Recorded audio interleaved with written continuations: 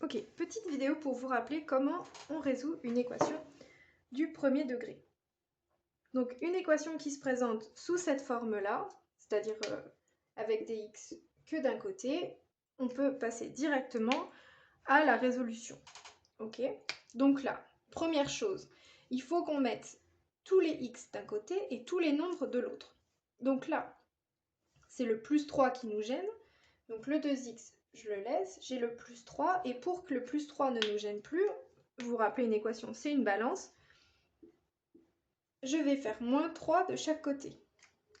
Ok, et j'oublie pas de remettre 6. Ok, donc ici, 3 moins 3, ça fait 0, 6 moins 3, ça fait 3. Donc là, j'ai 2x égale 3. Ensuite ici, ce qui me dérange, pour que mon x soit bien isolé, j'ai bien les nombres d'un côté, les multiples de x de l'autre, donc là il n'y a plus de problème. Par contre ici c'est ce 2 qui me gêne. Donc comment je fais? L'inverse de multiplier par 2 c'est diviser par 2. Donc je divise par 2 de chaque côté. Et donc ici j'obtiens que x égale 3 demi. Donc après on peut écrire l'ensemble des solutions est S égale 3 demi. Ok. Deuxième cas, si on a par exemple 5x moins 4 égale 3x plus 6. Là, j'ai des x d'un côté du égal et de l'autre côté du égal. Donc là, déjà, il faut qu'on commence par décider de quel côté on met les x et de quel côté on met les non-x. Alors, moi, j'ai une petite tendance à regarder. Ici, j'ai un moins 4. Donc si je le passe ici, j'aurai un plus 4. Et là, j'ai 5x, ici j'ai 3x. Donc même si je fais moins 3 ici, j'aurai toujours des nombres positifs. Donc vous pouvez faire de n'importe quel côté. Moi là, ici, je vais décider que les x, je vais les mettre à gauche et les nombres, je vais les mettre à droite. Donc c'est parti. Donc j'ai 5x moins 4 égale 3x plus 6. Ok, et donc le 3x ici, il me dérange.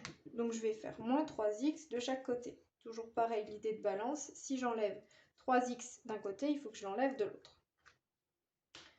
Ok, donc ici, ça me fait quoi? Ça, j'en ai plus.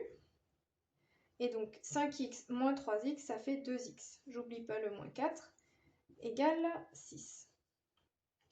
Là, on va faire la même chose. J'ai le moins 4 qui me dérange, donc je vais faire moins 4 de chaque côté.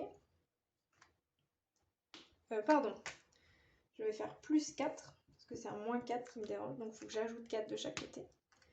Donc ici, j'ai, là ça va s'enlever, donc j'ai 2x égale 10. Là, je pense que vous arrivez tous à voir quel est le nombre qui multiplié par 2 donne 10. Donc x égale 5. Dernier exemple. Cette fois-ci, je vais le faire sans les couleurs. Je vous le mets et puis ensuite, je le corrige. Donc si vous voulez, vous faites pause, vous essayez de le faire et vous voyez si vous y arrivez ou pas.